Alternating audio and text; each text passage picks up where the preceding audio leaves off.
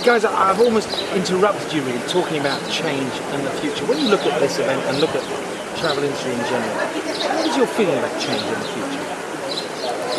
Yes, I'm ready to embrace change in the future. We've just been talking about that and over lunch.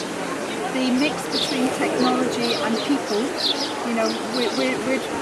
the balance there? Some companies may prefer the more technology-focused future or the people, and we think it's quite. We were sort of chatting about a good balance to have both. There's a need for both.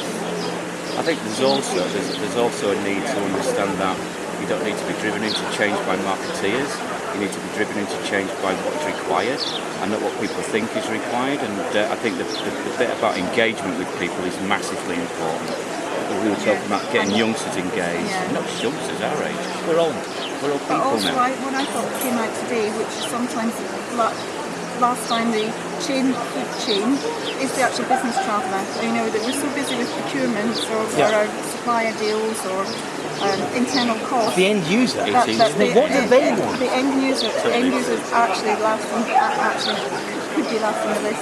It's something that we've taken away. We work for different companies, but we've got an agreement on how we felt. And actually, it's nice to see the collaboration because that's one of the things we've been talking about is the collaboration within the industry. But the end user now may well be that emphasis is changing. It's the end user in terms of influence as well. Yes. We're talking about taking it away from the finance director or procurement, actually putting it in the hands of that person as an investment, not a cost. And that's got to change the way you work, isn't it? Not you personally, but as an industry.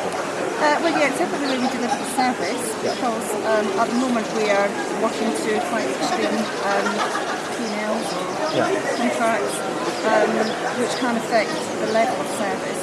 But I think all this getting the feedback from the business traveller, whether it's through more, customer service, business traveller customer service being improved, or just finding out, understanding what is actually required at each end of the chain. I think that's the biggest thing for me, understanding that side of it. And I think we've been too prohibitive in our approach. It's been either driven by cost, been driven by procurement managers, and actually that's not really the end game for a lot of people. No. The end game is to actually do business for your company, not to save 10p.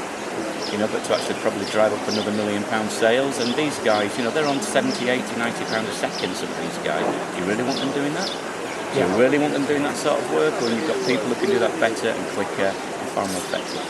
But there is room for TMCs in the future.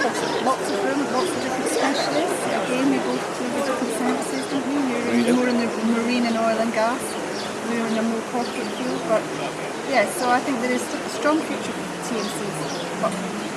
But remodelling themselves perhaps for what the customer needs. Focusing on the end user rather than satisfying procurement. Guys, brilliant. Thank you. I'll let you enjoy the sun a little bit longer. We could talk about this all day. You're a star man. Thank you very much. Cheers, thank you. And I'm glad you're